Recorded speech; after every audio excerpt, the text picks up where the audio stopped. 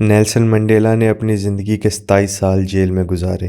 یہ ایک طویل سیاسی قید تھی، لیکن یہ قید منڈیلا اور اس کے نظریے کو نہ توڑ سکی، نہ ختم کر پائی۔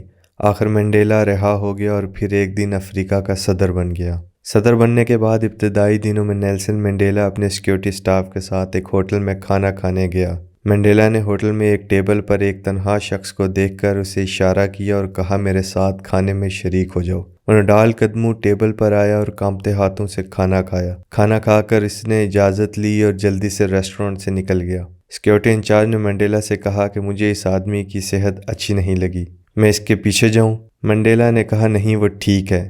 یہ اس قید خانے کا گارڈ تھا جہاں میں قید تھا۔ یہ مجھے سب سے زیادہ اذیت دیتا تھا، یہاں تک کہ جب مجھے شدید پیاس لگتی تو یہ کہکے لگاتا اور میرے منہ پر پیشاب کر دیتا۔ اسے ڈر تھا اب میں صدر بن گیا ہوں تو شاید انتقام لوں گا، لیکن میں معاف کر چکا ہوں۔ کچھ لوگ خود اپنے انتقام کا بوجھ اٹھاتے ہیں، کچھ اپنے ساتھ ہوئی ظلم و زیادتی معاف کر دیتے ہیں، لیکن قدرت نا انصافی نہیں کرتی۔ قدرت ہے کہ ظالم کو مظلوم سے خود معافی مانگنی اور تلافی کرنی ہوتی ہے۔ اس لیے قدرت ایک دن ظالم کو مکمل بے بس کر کے مظلوم کے سامنے کھڑا کر دیتی ہے۔ مثلا نیلسن منڈیلا نے تو معاف کر دیا تھا، لیکن منڈیلا کی صدارت قدرت کا ہی تو انتقام ہے۔ انسان انصاف کے لیے کوشش کرتا ہے، انتقام میں کبھی بھی انسان مکمل انصاف نہیں کر پاتا۔ اسے صبر کر کے قدرت پر چھوڑ دینا چاہیے، اس لیے کہ قدرت کا انتقام پھر بہترین انتقام ہوتا ہے۔